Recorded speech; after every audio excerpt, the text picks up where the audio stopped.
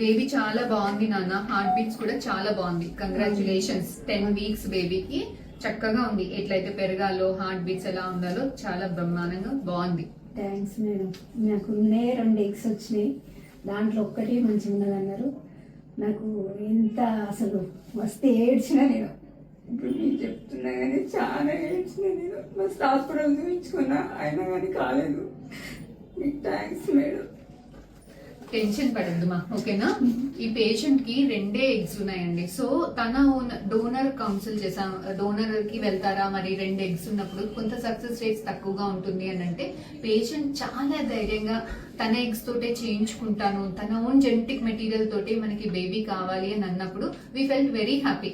So 2 eggs మనం injections ఇస్తే 2 పెరిగాయి, తీస్తే 2 ఎగ్స్ వచ్చాయి, 2 కూడా బాగున్నాయి. దాంట్లో నుంచి ఒక బేబీ యావరేజ్ క్వాలిటీని వచ్చింది, కానీ పెడితే సక్సెస్ అయింది. ఒక్క బేబీ పెడితే సక్సెస్ అయింది. And baby is very healthy, heart beats అన్ని కూడా చాలా బాగున్నాయి.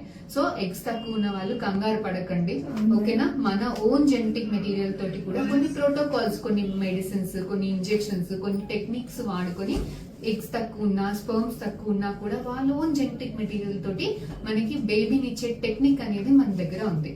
Thank you.